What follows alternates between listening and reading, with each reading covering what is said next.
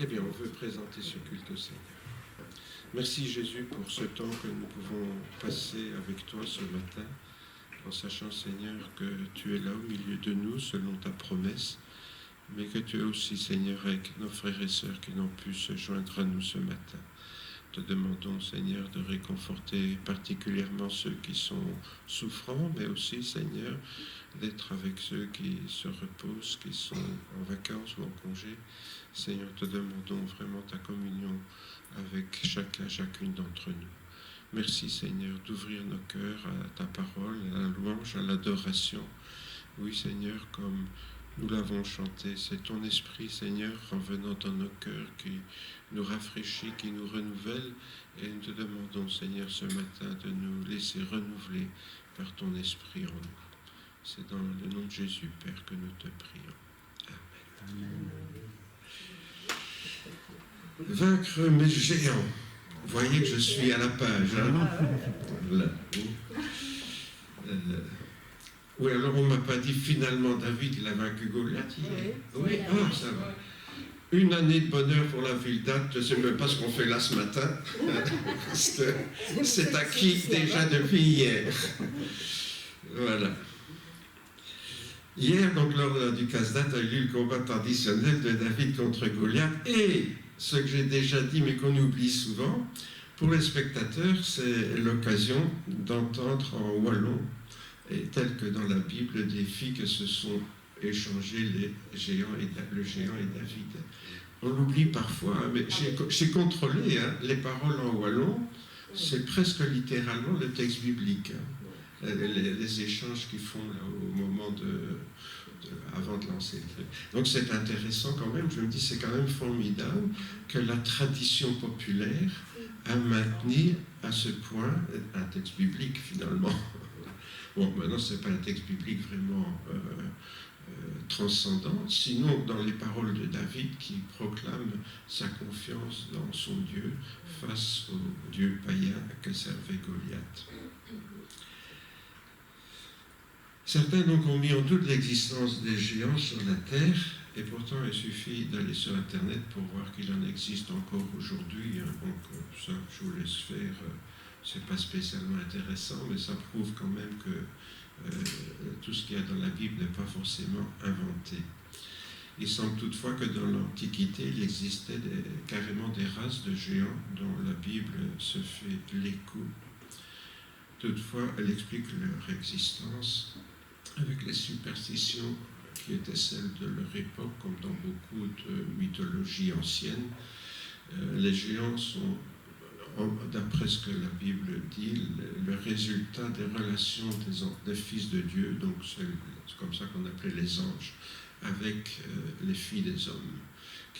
Les anges avaient trouvé que les filles des hommes étaient jolies, ils sont venus coucher avec elles, et ça a fait une race de géants. Bon. Voilà, on prend ça comme on veut, hein, mais quand le Seigneur nous dit que lorsque nous serons au ciel, nous serons comme les anges, c'est-à-dire qu'il n'y aura plus ni d'hommes ni femmes, je ne sais pas comment ces êtres hermaphrodites ont pu faire des enfants avec les filles des hommes. Mais ça, c'est un problème d'ordre, je dirais, plutôt scientifique que philosophique ou spirituel. En tout cas, en les voyant, les gens leur ont donné des noms étranges. On peut trouver dans différents passages de la Bible les noms qu'on donnait aux géants. C'était les Néphilim. En hébreu, c'est les tombés du ciel. De là à ce que certaines personnes qui lisent la Bible disent que c'était des visiteurs venus d'une autre planète et que les fils de Dieu n'étaient pas des anges, mais des extraterrestres. Il n'y a qu'un pas. Hein. Donc ça, sur Internet, on trouve toutes les théories. Hein. Donc les tombés du ciel, les émimes, donc les terreurs, bon ça on peut comprendre, les anakim, les longs coups, là, on ne sait pas s'ils étaient comme dans certaines tribus africaines où les femmes se mettent des colliers pour s'allonger le cou, là. En tout cas, je ne pense pas que ça se fasse encore d'ailleurs, mais en tout cas, voilà, les longs coups, ou alors les réphaïm. C'est un peu la même racine que Raphaël. Hein. Donc Raphaël, c'est Dieu guéri, les réphaïm, les guérisseurs. Sans doute que ces géants étaient réputés pour leur talent de guérisseur, en tout cas certaines tribus. Voilà donc ce qu'en dit la Bible. Bon, c'est pas très exhaustif, et puis surtout, c'est apparemment basé sur des traditions tellement anciennes qu'il est difficile de savoir exactement ce qu'il en était. Mais pour nous, c'est l'occasion de nous rappeler que nous devons aussi nous battre contre des géants, bien que ceux-ci ne se présentent pas sous ces noms bizarres. Nous avons des combats à mener contre des géants. Ces géants, donc, sont de différentes natures. Ça peut être des adversaires extérieurs, des problèmes d'adversaires visibles, ou peut-être des adversaires invisibles, extérieurs à nous. On songe bien sûr à tous ces personnages dont parle l'apôtre Paul en disant qu'on ne doit pas se battre contre la chair et le sang, mais contre les puissances dans les lieux célestes.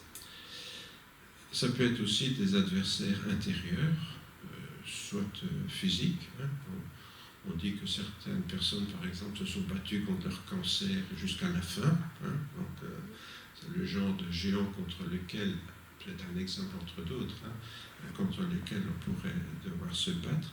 Mais ça peut être aussi à l'intérieur de nous des géants d'ordre spirituel. Et bien sûr, c'est plus particulièrement ceux-là qui vont retenir notre attention ce matin. Alors qu'on soit chrétien ou non, la vie demeure donc un combat permanent finalement, et nous devons affronter ces géants personnels sans doute toute notre vie. L'apôtre Paul parle souvent de ces géants, sans les appeler forcément comme ça dans ses lettres. Par exemple, il va dire dans son épître aux Corinthiens, depuis notre arrivée en Macédoine, notre chair n'a pas eu le moindre repos. Nous étions affligés de toute manière, lutte au dehors, crainte au dedans. Donc l'apôtre Paul parle de ses ennemis extérieurs et intérieurs. En fait, Paul fait ici allusion à son séjour dans la ville de Philippe. J'en ai touché un mot pour une autre chose il y a peu. Donc de son arrivée en Macédoine, j'avais mis une carte avec où on voyait où Paul passe de Troas en l'actuelle Turquie en Macédoine, qui s'appelle toujours la Macédoine. Et donc là, Paul a été battu de vierge, il a été emprisonné sans jugement pour tout simplement avoir libéré une esclave qui est animée d'un esprit de Python, donc c'est de divination.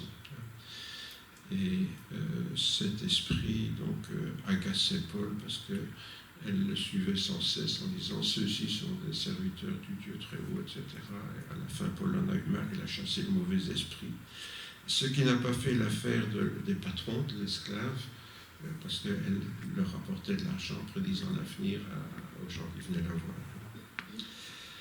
Chez les chrétiens, donc, les géants extérieurs peuvent être les conséquences de leur foi fidèle au Seigneur Jésus, comme ça a été le cas pour Paul, et comme c'est le cas encore actuellement pour beaucoup de chrétiens dans le monde. Hier soir, l'émission protestante que vous suivez fidèlement, je le sais très bien, à la radio, a interviewé donc, le représentant de Porte Ouverte qui a parlé donc, des chrétiens persécutés dans différents pays du monde, et sévèrement persécutés même. Mais il peut arriver aussi que les persécutions réveillent en nous des géants intérieurs que sont la crainte et le doute.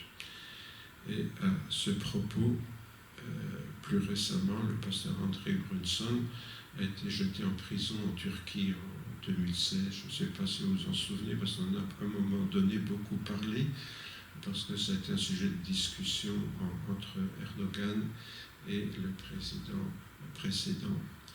Et il était condamné à perpétuité, puis il a été libéré en octobre 2018. Donc après avoir été 2 ans en prison, on l'accusait d'espionnage. Enfin, c'est toujours le plus classique pour mettre les chrétiens missionnaires en prison. Et voilà, pour une fois, donc, comment dirais-je, le président a fait une bonne chose, bien que c'était plutôt pour se faire bien voir des évangéliques américains que par souci de ce brave homme. Mais si j'en parle, c'est parce que lorsqu'il a rendu témoignage en sortant de prison, il a dit « Je n'étais pas prêt à la persécution. La persécution peut vous rendre plus fort, mais elle peut vous assommer. » Et donc il confesse que dans un premier temps, il a été vraiment complètement perturbé, dérouté, même au niveau de sa foi, après avoir été emprisonné dans ces prisons turques. Son épouse n'a pas voulu quitter le pays et tous les jours elle lui rendait visite pour le soutenir. Et il dit aussi que son épouse lui était d'un grand soutien à la fois physique et spirituel. Donc ces géants extérieurs peuvent survenir, comme pour cet homme, à un moment où il ne s'y entendait pas. Il est en Turquie depuis 16 ans, je crois, 19 ans, je pense, je n'ai plus le chiffre exact, mais enfin, il était en Turquie depuis un bon moment, et tout s'était toujours bien passé, il ne s'attendait pas que tout d'un coup, paf, ça lui tombe dessus et qu'on le mette en prison. Ça veut dire que ce genre de persécution peut nous tomber dessus à tout moment, sans qu'on s'y attende, et serions-nous comme ce missionnaire à dire qu'on n'était pas prêt à cela? Nous n'irons pas tous en prison, bien sûr, à cause de notre foi, mais nous pouvons souffrir de différentes épreuves. On peut être atteint de maladies physiques ou psychiques. On parlait tout à l'heure des cancers. Les chrétiens en ont, comme je dirais tout le monde. On pourrait parler de burn-out. Les chrétiens en font comme beaucoup d'autres. Et on peut connaître, et ça nous attend tous, vous pouvez me croire sur parole, on peut tous connaître les misères qui nous atteignent avec l'âge. Et donc les aînés parmi nous peuvent témoigner que c'est bien vrai. C'est pourquoi nous ne perdons pas courage à ce propos, donc dira l'apôtre Paul, mais même lorsque notre homme extérieur se détruit, notre homme intérieur se renouvelle de jour en jour. Et ça, je peux témoigner que c'est vrai aussi, même si le bonhomme se déglingue un peu avec le temps. Car un moment de légère affliction produit pour nous, au-delà de toute mesure, un poids éternel de gloire. Aussi, nous regardons non point aux choses visibles, mais à celles qui sont invisibles. Car les choses visibles sont momentanées, mais les invisibles sont éternelles. L'apôtre Paul, donc, a appris à investir dans son homme intérieur davantage que dans son homme extérieur, parce qu'il savait que de toute façon, cette carcasse, elle retournerait un jour à la poussière dont elle a été tirée, et que par contre, l'esprit que Dieu lui avait donné, lui subsisterait éternellement. Et donc, comme il le dit, il y a des choses momentanées. Bon, ça ne veut pas dire que c'est sans importance, mais ça a moins d'importance que les choses qui durent éternellement. Et ça, c'est une question un peu de bon sens. Si Paul nous enseigne cela, c'est parce que lui aussi a dû apprendre à l'accepter. Ce n'est pas forcément facile à accepter ça, parce que bien sûr, pour le moment, nous vivons dans ce corps, et c'est lui qui nous rappelle sans cesse. Alors, dès le moment où nous faisons le moindre écart, on mange un peu trop, bon, on a une indigestion, on mange quelque chose qu'on ne doit pas, on a une crise de foie, et puis etc. On reste dans un courant d'air, paf, on attrape un torticolis. Vous voyez, le corps se rappelle sans cesse à nous. Alors, bon, beaucoup de thérapeutes aujourd'hui disent qu'il faut écouter son corps. Et je crois que c'est vrai. 3 fois, dira l'apôtre Paul, j'ai supplié Seigneur d'éloigner de moi, il parle d'une écharpe qu'il a dans la chair, on n'a jamais su exactement ce que c'est. Certains pensent que c'était peut-être une conjonctivite chronique qui l'empêchait de voir bien clair, parce qu'à un moment donné, il écrit, voyez avec quelles grandes lettres je vous écris. Apparemment, il avait un problème de vue. Bon, c'était peut-être tout simplement de la presbytie avec l'âge, on ne sait pas. Toujours est-il donc, 3 fois, il a demandé au Seigneur de lui enlever cette écharpe qu'il avait dans la chair, et le Seigneur m'a dit, ma grâce te suffit, car ma puissance s'accomplit dans la faiblesse. Paul ajoute, parole tout à fait étrange, je me glorifierai donc bien plus volontiers de mes faiblesses, afin que la puissance du Christ repose sur moi. C'est pourquoi je me plais dans les faiblesses, dans les outrages, dans les privations, dans les persécutions, dans les angoisses pour Christ. En effet, quand je suis faible, c'est alors que je suis fort. Et là, l'apôtre Paul nous livre un principe spirituel que, justement, on n'est pas toujours prêt à accepter, ou pour lequel il nous faut du temps avant de l'accepter. Cette idée que c'est quand je suis faible que je suis fort. Pourquoi ? Parce que spontanément, je dirais que c'est quand je suis faible que je ne me sens pas bien. Hein? C'est, je dirais, humain. Et pourtant, l'apôtre Paul ose dire cette aberration, c'est quand je suis faible que je suis fort. Pourquoi ? Ben, il le dit juste avant, hein, parce que c'est dans ces moments-là que la puissance du Christ agit en lui. Paul a donc découvert que quand il est fort, ou qu'il se sent fort, hein, Dieu n'a pas l'occasion de manifester son amour et sa grâce dans sa vie. Vous savez, c'est pas quand on est en pleine forme physique, psychique, spirituelle, qu'on fait le plus appel à Dieu ou que l'on compte le plus sur Dieu. Quand tout va bien, on compte sur ses propres forces, ses forces physiques, ses forces psychiques, hein, ou bien sur sa force spirituelle, parce qu'on se croit fort spirituel, puisque tout va bien. Et il a découvert, Paul, que dans ces cas-là, on n'a pas besoin de Dieu. Et Dieu reste un petit peu à l'écart et se ne manifeste pas beaucoup dans notre vie.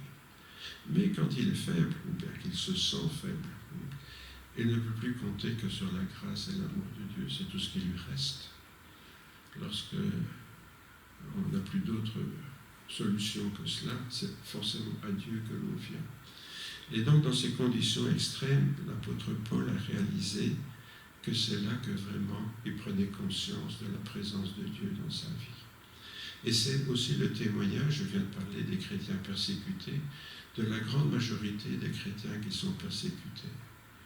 Ce qui les soutient, et c'est leur témoignage commun, c'est la présence de Dieu. Ils sont vraiment pleinement conscients de la présence de Dieu à côté d'eux, dans les geôles où ils pourrissent peut-être, mais Dieu est là, et ce sont, avec le recul, des moments qu'ils considèrent comme des moments bénis, assez paradoxalement. Mais ce paradoxe, c'est justement celui que Paul essaye de nous faire comprendre. Si bien que sa foi, je parle de Paul, s'en trouve renforcée, et il est donc spirituellement plus fort. En fait, on est plus fort, c'est quand notre foi, c'est-à-dire notre confiance, notre dépendance de Dieu est plus grande. Plus nous dépendons de Dieu, plus nous sommes effectivement spirituellement forts, parce qu'alors c'est la force de Dieu qui agit en nous. Tandis que quand on s'en fort soi-même, alors la force de Dieu n'a pas besoin de se manifester en nous, puisque nous nous suffisons nous-mêmes. C'est pourquoi il peut dire donc, quand je suis faible, c'est alors que je suis fort, puisque c'est alors que la grâce et la puissance de Dieu se manifestent en moi. C'est une leçon qui n'est pas facile à accepter, parce que, encore une fois, quand on se sent faible, on n'est vraiment pas bien. Et apprendre à compter sur Dieu dans ces moments-là est quelque chose qu'il faut apprendre, et parfois avec le temps, cela arrive. Si les chrétiens donc doivent affronter des géants extérieurs, qui sont terrestres ou spirituels, on l'a dit, ils doivent aussi en combattre d'autres qui sont en eux-mêmes. L'apôtre Jacques le dira, enfin l'apôtre Jacques, le frère du Seigneur, en réalité Jacques ici, c'est pas l'apôtre Jacques, c'est le frère du Seigneur. D'où viennent les luttes, d'où viennent les querelles parmi vous, sinon de vos passions, qui guerroient dans vos membres? Vous convoitez, mais vous ne possédez pas. Vous êtes meurtriers et envieux sans rien pouvoir obtenir. Vous avez des querelles et des luttes, mais vous ne possédez pas parce que vous ne demandez pas. Et vous ne demandez et vous ne recevez pas parce que vous demandez mal afin de tout dépenser pour vos passions. Adultère, ne savez-vous pas que l'amour du monde est inimitié contre Dieu? Celui donc qui veut être ami du monde se rend ennemi de Dieu. L'apôtre, enfin Jacques, décidément je me trompe, Jacques ici met un peu les points sur les i en disant que le problème quand on se sent mal, et compris Dieu, ce n'est pas pour être plus fort spirituellement, mais pour que Dieu réponde à nos problèmes matériels, à nos passions, à ce dont nous sommes préoccupés dans ce monde visible. Et puis, Jacques nous dit, vous demandez, mais vous ne recevez pas, parce que ce n'est pas ça que Dieu attend de nous. Il attend de nous que nous puissions compter sur lui sur le plan spirituel et pas uniquement pour résoudre nos problèmes d'intendance ou autres. En constatant donc le conflit qui existe entre notre corps et notre esprit, beaucoup de chrétiens pensent que c'est le corps qui est pécheur, mais que l'esprit est bon. Et ici, je voudrais m'arrêter un petit peu sur ce que Jacques nous dit, on vient de le voir, parce qu'il oppose ici l'Esprit de Dieu aux passions qui pourvoient dans nos membres et donc dans tout ce qui est physique en nous. Et donc cela a conduit beaucoup de chrétiens à une sorte de manichéisme, c'est-à-dire une opposition entre le corps et l'esprit.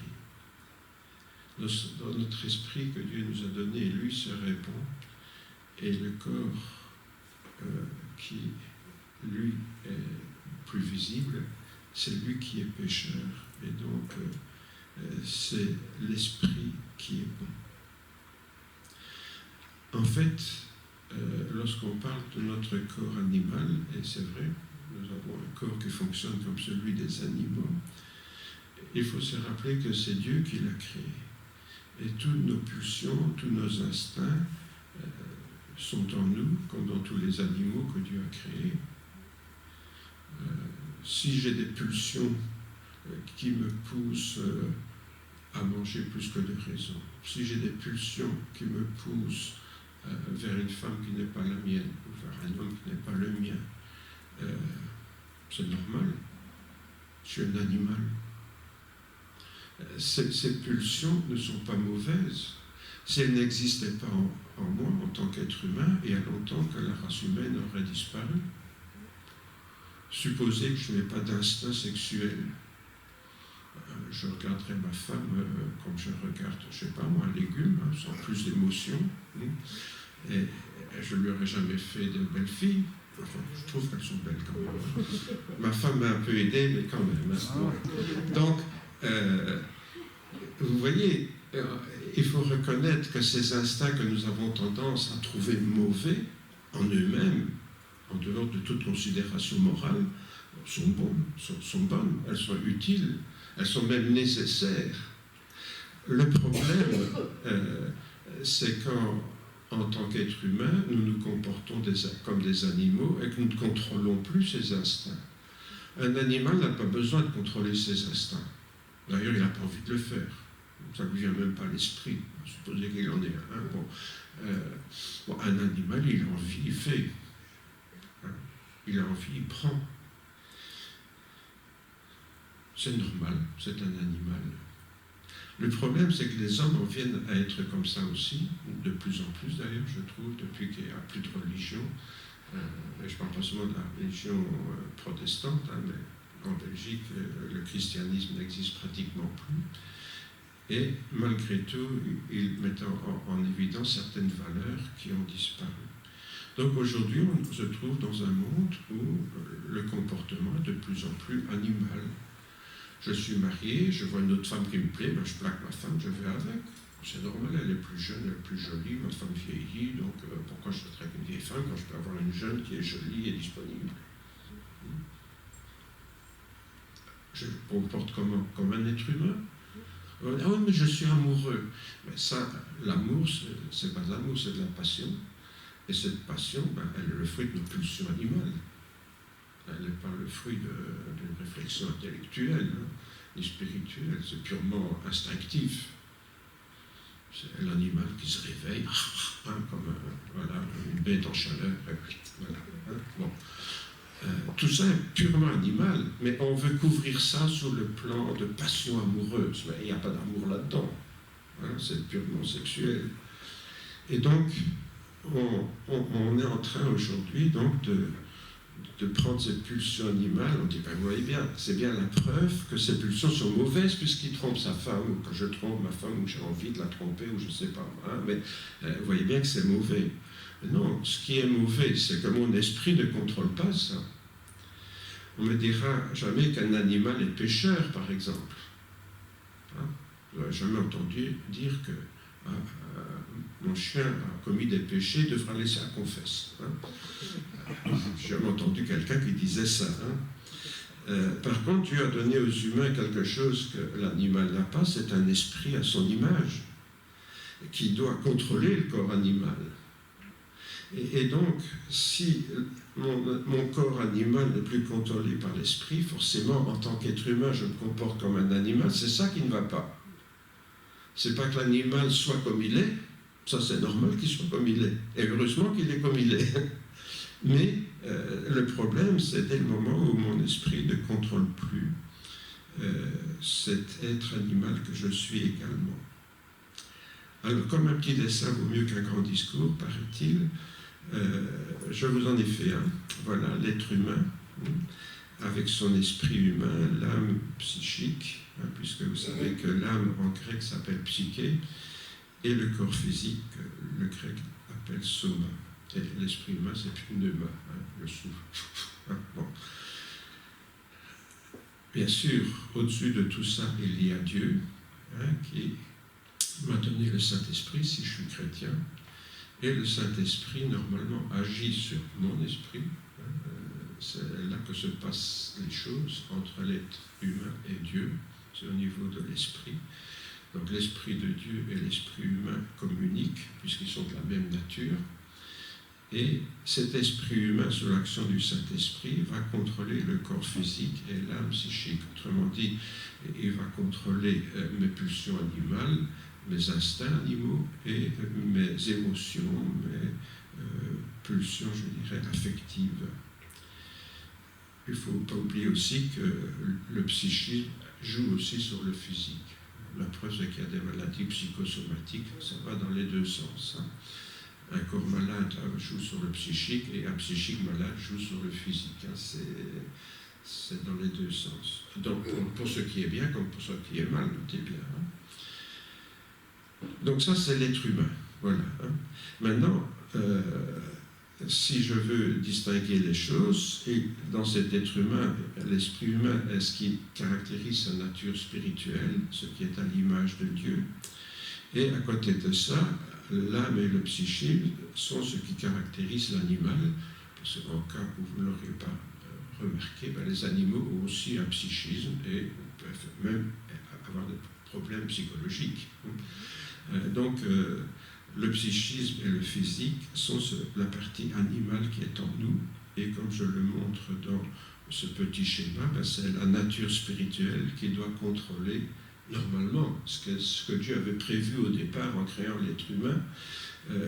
C'était que la nature spirituelle puisse contrôler la nature animale pour que nous ne soyons pas seulement des animaux. Ici, donc, la nature spirituelle contrôle la nature animale. Alléluia, tout va bien, tout est pour le mieux dans le meilleur des mondes. Malheureusement, on verra que ce n'est pas toujours comme ça, parce que si l'esprit humain n'est pas soumis au Saint-Esprit de Dieu, il va plus ou mal contrôler les émotions de l'âme et les instincts physiques. Imaginez à un moment donné que le Saint-Esprit n'est plus là. Ben, bien sûr, on reste des êtres humains. L'esprit humain est là, avec ses conceptions philosophiques, éventuellement son éducation morale, et donc il va faire des efforts personnels pour contrôler son être animal, qui ne se comporte pas trop mal, disons. Mais malgré tout, il aura du mal à tout contrôler, parce qu'il n'a plus la force du Saint-Esprit en lui pour y arriver. Ça, c'est la grande différence entre un chrétien et un non-chrétien.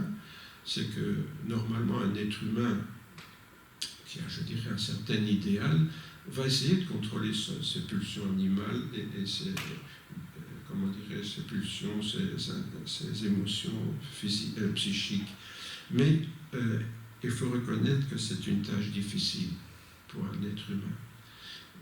Et si on a l'Esprit de Dieu qui nous donne cette force, alors ça devient beaucoup plus possible. C'est donc, s'il y a une supériorité à être en relation avec l'Esprit de Dieu, c'est celle-là. Et il ne faut pas l'oublier. C'est un privilège. Et l'apôtre Paul, bien sûr, va cultiver les deux premiers points. Si le Saint-Esprit contrôle complètement l'esprit humain, il n'y aura plus de problème avec le reste. Puisque l'esprit humain est entièrement sous le contrôle du Saint-Esprit, lui-même va contrôler et le psychisme et le physique.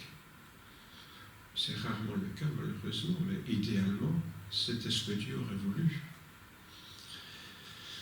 Maintenant, si les émotions et les instincts d'un être humain demeurent animaux, c'est parce qu'ils sont livrés à eux-mêmes, sans le contrôle de l'Esprit Saint s'exerçant sur l'esprit humain. C'est-à-dire, c'est une situation qu'on rencontre assez fréquemment aujourd'hui. Chez l'humain, donc, c'est bien l'esprit qui est pécheur, puisque son physique et son psychique n'en sont que les instruments, n'ayant pas choisi d'être animal. La partie animale qui est en nous est comme ça. C'est parce qu'on est des humains, des homo sapiens. Et parce qu'on est des homo sapiens, on a hérité de cette nature animale qui en soi n'est pas forcément mauvaise d'un point de vue biologique, parce qu'elle va nous permettre de nous reproduire, de survivre et de maintenir l'espèce humaine. Donc, d'un point de vue biologique, cette nature animale remplit bien son rôle, il n'y a pas de souci. Par contre, en tant qu'être humain, il y a un problème parce que nous ne sommes pas que des animaux, mais des êtres destinés à être en communion avec l'Esprit de Dieu. Et cet Esprit de Dieu, je le répète, va nous aider à contrôler la partie animale. Par contre, si l'esprit humain n'est plus soumis à l'Esprit Saint, il y a de fortes chances qu'il soit soumis à ses instincts physiques, à ses émotions psychiques, et surtout à ce que la Bible appelle l'esprit du monde. Paul parle alors de l'homme animal. Paul parle de l'homme spirituel et de l'homme animal. L'homme spirituel, c'est celui dont l'esprit contrôle l'animal. L'homme animal, c'est celui dont l'animal contrôle l'esprit, ou en tout cas l'influe fortement. Autrement dit, on a une inversion des rapports. Ici, évidemment, Dieu est hors circuit. C'est Satan qui définit l'esprit du monde, puisque Jésus lui-même l'appelle le prince de ce monde. Et cet esprit du monde, c'est un esprit matérialiste, égoïsme, violent, enfin tout ce qu'on voit à la télé ou à la radio, quoi, hein. C'est l'esprit du monde, c'est chacun pour soi, hein, c'est la valeur de l'argent, c'est ma réussite sociale et les autres peuvent crever, je m'en fous. Enfin, c'est ça l'esprit du monde. Et donc, cet esprit du monde va bien sûr influer fortement sur l'esprit humain, mais d'un autre côté, l'esprit humain sera soumis à la pression de son corps, parce qu'il a des instincts, et ces instincts, il faut essayer de les justifier. Donc, sa sexualité débridée, on va l'appeler l'amour-passion. Vous voyez, ça, c'est mieux, ça. Hein. Dire que, oui, je trompe ma femme parce que je ne sais pas maîtriser mes instincts, c'est pas très bien vu dans un contexte social. Hein. Par contre, dire j'en peux rien, qu'est-ce que vous voulez, je suis amoureux. Il est amoureux. Ah oui, qu'est-ce que vous voulez, il n'en peut rien, il est amoureux. Voilà. Et ça excuse tout. Hein. Je suis amoureux, donc je me comporte comme un animal, c'est normal, je suis amoureux. Pareil, bien sûr, en ce qui concerne la dimension psychique, parce que si le psychique peut influer le physique, l'inverse est vrai aussi. Hein, le physique peut influer le psychisme, qui va essayer, bien sûr, de fonctionner ou d'influer l'esprit humain. Autrement dit, vous voyez que le problème s'inverse complètement. Et cette inversion du problème est ce que, bien sûr, la Bible appelle le péché. Il me semble que ma voix a disparu tout d'un coup. Pardon ? Tu mets des baffes au micro, c'est ça. Oui, mais ça fait descendre le son, non ? Enfin, ça. Bien. Si l'esprit humain, donc, vous l'aurez compris, n'est plus soumis au Saint-Esprit, il se trouve à la merci de l'esprit du monde et de sa nature animale. Et ça, c'est le drame finalement de notre humanité, et le nôtre aussi, parce qu'on fait partie de cette humanité, si nous réalisons plus qu'en tant que chrétiens, Dieu avait voulu un autre rapport que celui-là. Celui-là, je dirais, c'est la voie large qui conduit à la perdition, dira Jésus. Mais étroit est le chemin qui conduit à la vie. Hein, mais ça, je dirais, si on suit la pente de ce que l'on ressent, de ce que l'on éprouve, etc., on est dans ce schéma-là, quoi. Hein, on suit la pente, on suit le mouvement.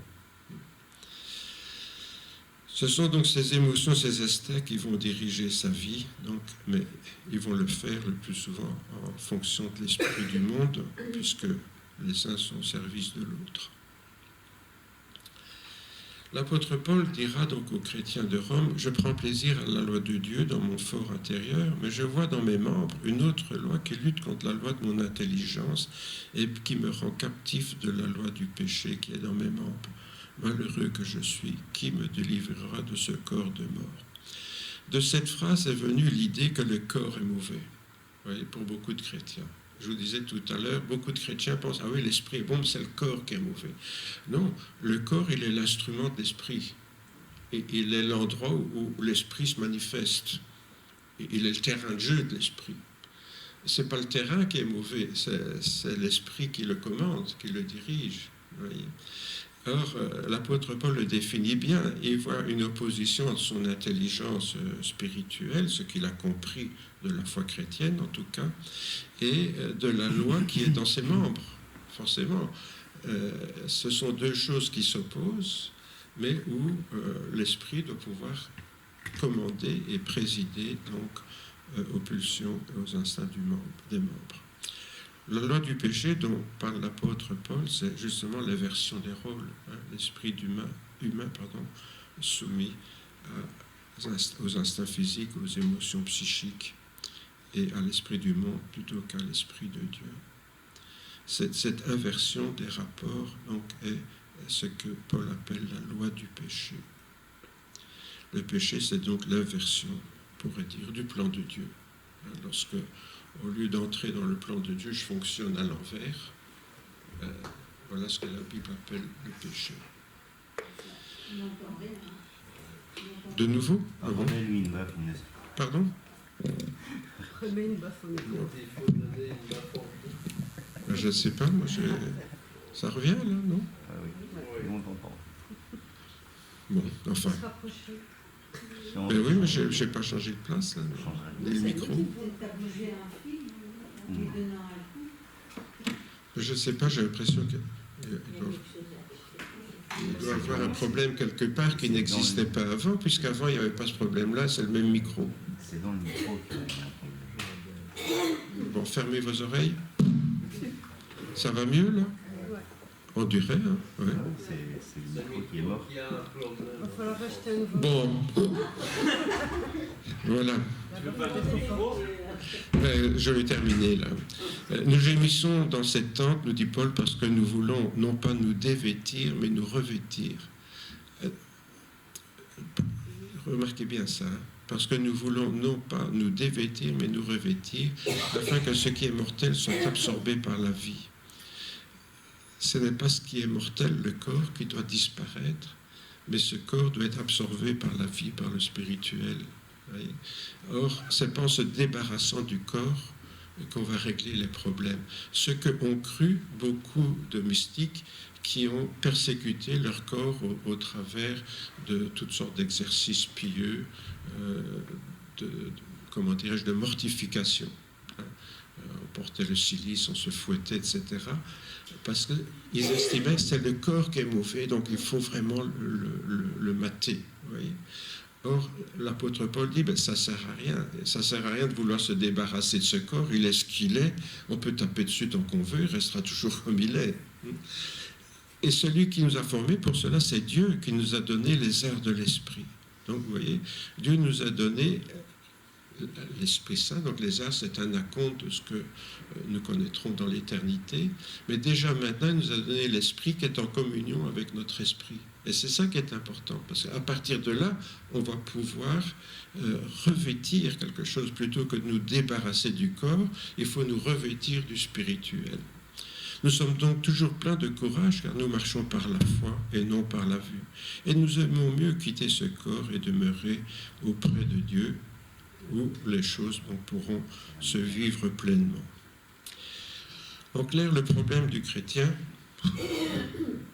n'est pas de se dévêtir de l'animal, donc de son âme psychique ou de son corps physique, mais c'est plutôt de se revêtir de l'Esprit Saint en lui soumettant donc l'esprit humain, comme je l'ai montré dans ce petit schéma. C'est pour cette raison que Jésus dit à Nicodème, en vérité, je te le dis, si un homme ne naît de nouveau, il ne peut voir le royaume de Dieu. Ce qui est né de la chair est chair, ce qui est né de l'esprit est esprit. Ne t'étonne pas de ce que je t'ai dit, il faut que vous naissiez de nouveau. Remarquez bien, Jésus parle de nouvelle naissance, c'est-à-dire établir une relation entre l'Esprit de Dieu et notre esprit. Ce qui est né de la chair est chair, notre physique, notre psychisme. Ce qui est né de l'esprit est esprit. Jésus ne dit pas que pour être un bon chrétien, il faut nécessairement mourir. Ce que Paul confirme plus tard en écrivant aux chrétiens, à des chrétiens nés de nouveau, alors, ne savez-vous pas que vous êtes le temple de Dieu et que l'Esprit de Dieu habite en vous? Et l'apôtre Paul va présenter notre corps physique comme le temple de Dieu. Et on pourrait développer cela, mais j'en ai dit quelques mots dans ce schéma. Dans la perspective de Dieu, j'ai parlé tout à l'heure que notre corps est le terrain de jeu de notre esprit, mais lorsque l'Esprit de Dieu habite en nous, notre corps devient carrément le temple du Saint-Esprit. Et ce temple du Saint-Esprit, nous le promenons partout. C'est pour ça que dans le concept du christianisme, il n'y a plus d'autres temples. Dieu est là où il y a un temple qui l'accueille, c'est-à-dire un être humain né de nouveau. Et à partir de là, le Saint-Esprit habite en nous. Et ici, ce n'est pas le temple de Dieu, c'est simplement un lieu où les temples de Dieu que nous sommes se réunissent pour adorer Dieu. Mais le temple de Dieu, ce n'est pas le bâtiment, c'est chacune d'entre nous, parce que notre corps, lorsqu'on devient chrétien, je le répète, devient ce temple où Dieu habite en communion avec notre esprit humain. Et on peut réaliser que si Dieu habite en nous par son esprit, notre esprit aura beaucoup plus facile de maîtriser le corps, qui est devenu le temple de Dieu, que si Dieu n'était pas du tout en nous par son Esprit Saint. C'est pour ça que Jésus dit, il est vraiment nécessaire que vous naissiez de nouveau. C'est indispensable. Notre corps, Dieu l'a créé mortel, comme celui des autres animaux. Par contre, l'esprit qu'il nous a donné à son image est potentiellement donc immortel. En Éden, la condition était d'avoir accès à l'arbre de vie, alors qu'aujourd'hui, l'accès à l'immortalité s'acquiert par la foi en Jésus-Christ. C'est pour ça que je dis qu'il est potentiellement immortel, parce que si on veut hériter de la vie mortelle, aujourd'hui, ce n'est pas en mangeant l'arbre de vie dans le jardin d'Éden. Aujourd'hui, c'est en acceptant Jésus comme notre Sauveur, notre Seigneur, donc en plaçant notre foi en Jésus. C'est pourquoi nous pouvons dire avec Pierre, Seigneur, à qui irions-nous? Tu as les paroles de la vie éternelle et nous avons cru et nous avons connu que c'est toi, le Christ, le Saint de Dieu.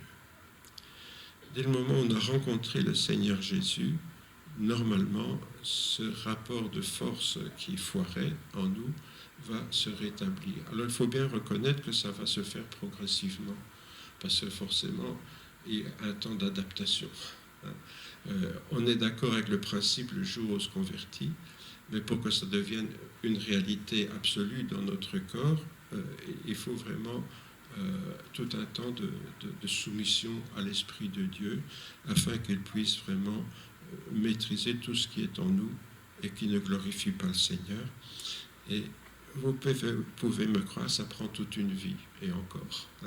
Donc il ne faut pas se décourager. C'est pour ça que Paul dit, nous ne perdons pas courage. Nous ne perdons pas courage parce que c'est un chemin. C'est un chemin qui conduit à cet idéal que nous rencontrerons pleinement que dans l'éternité. Voilà, c'est en quelques mots ce que je voulais partager avec vous ce matin quand je parlais de vaincre mes géants. Vous voyez que ce géant intérieur, eh bien, il est grand puisque c'est notre soumission à l'esprit qu'il faut atteindre, et plutôt qu'en pouvant vaincre cette inversion qui est le péché qui voudrait nous faire fonctionner dans l'autre sens, soumission à l'esprit du monde et à notre corps, à nos pulsions. Je vous invite à prier. Oui, Seigneur, nous te demandons cette grâce de pouvoir, Seigneur, découvrir pleinement cette réalité de l'Esprit de Dieu qui habite en nous. Tu as voulu faire de nous, Seigneur, de cette enveloppe physique qui est notre corps, notre âme, tu as voulu, Seigneur, faire de cette enveloppe un temple où tu es venu habiter par ton Esprit Saint. Et Seigneur, te demandons que notre esprit puisse vraiment être à ton service, te glorifier, te servir, t'adorer à l'intérieur de nous-mêmes, afin, Seigneur, de pouvoir être tes témoins dans ce monde. Oui, Seigneur, c'est possible, même si c'est difficile, même si ça prend du temps, même si toujours, Seigneur, nous sommes sujets à nous laisser influencer par l'esprit du monde et par nos pulsions animales ou par nos émotions psychiques. Seigneur, nous avons ce combat en nous-mêmes et nous l'aurons toute notre vie. Mais te demandons, Seigneur, de pouvoir apprendre progressivement à maîtriser tout cela avec le secours de ton esprit en communion avec le nôtre. Oui, Seigneur, que ton Saint-Nom soit glorifié dans nos vies à chacun, que nous soyons vraiment, Seigneur, des temples qui te glorifient et t'honorent. Amen.